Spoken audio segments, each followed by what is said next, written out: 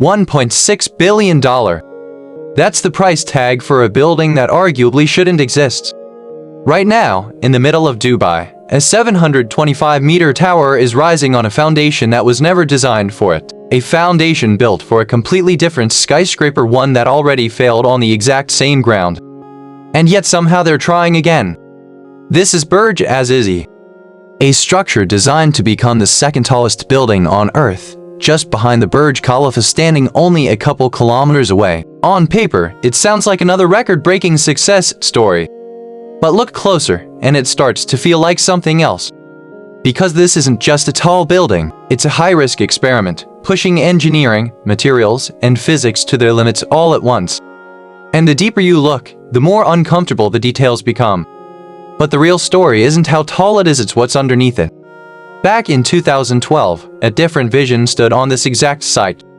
The Intisar Tower, planned at 570 meters, it was supposed to be another addition to Dubai's skyline. Construction even began. Foundations were drilled. Concrete piles were sunk deep into the desert. Then everything stopped. A payment dispute shut the project down almost overnight. Contractors walked away. Cranes froze in place, and what was left behind was millions of dollars worth of abandoned foundation work. For years, it sat unused. Until Azizi Development stepped in, bought the land, and decided not to start over. They decided to build on top of it. And that's where the real problem begins. The original foundation was engineered for a 570-meter tower. Burj Azizi? It's 725 meters. That extra height doesn't just mean more weight, it means exponentially more force, especially from wind, which creates a tipping effect engineers call an overturning moment. So now you have a structure far taller than what the foundation was designed to handle. The solution: go deeper.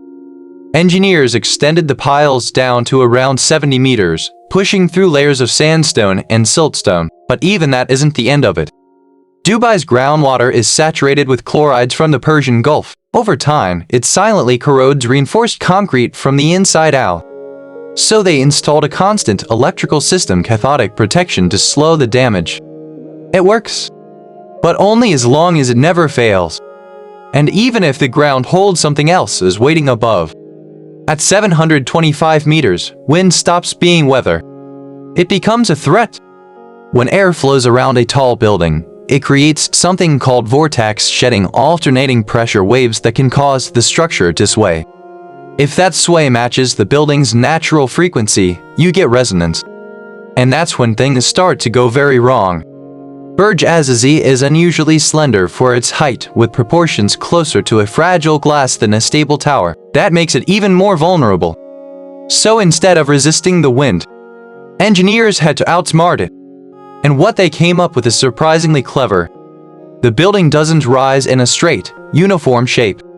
Instead, it steps back in sections, each one slightly different from the last. As wind hits each level, the changing geometry disrupts its flow. No consistent pattern means no stable vortex. On top of that, the tower is covered with vertical glass fins. They aren't decorative, they create tiny disturbances in the airflow, breaking it apart before it can organize into something dangerous. The result: the wind never gets a clean shot. The building still moves, but now it moves under control. But solving the physics is only half the battle. Actually constructing this thing might be even harder. Dubai's heat can exceed 45 degrees Celsius. That turns concrete curing into a serious risk. If it sets too fast, microscopic cracks form, weaknesses that grow over decades. So instead of relying on schedules, engineers embedded sensors directly into the concrete. They monitor temperature in real time. Nothing moves forward until the data says it's safe. And then there's logistics. There's no space on site for storing materials. Every single truck arrives on a strict schedule. If one is late, fresh concrete can meet partially set concrete, creating a structural flaw that can't be fixed. Everything has to be perfect. Every time. And all of this effort leads to one unavoidable question. What exactly are they building? Because this isn't just a tower. It's a vertical city. 7 floors of mall space at the base. A multi-themed luxury hotel above that. Then over 1,500 residential units stacked into the sky. And then come the records. a cinema hundreds of meters above ground, a spa in the clouds, a nightclub nearly 600 meters in the air. You could live your entire life inside this building without ever touching the ground. And that raises a question no engineer can answer. Do people actually want that? Because while Dubai is pushing upward, someone else is aiming even higher. In Saudi Arabia, another project is quietly moving forward. The Jeddah Tower, planned to exceed 1,000 meters, the first kilometer-high building in human history. Construction stopped for years. Many thought it was over. But now, it's back. And moving faster than expected.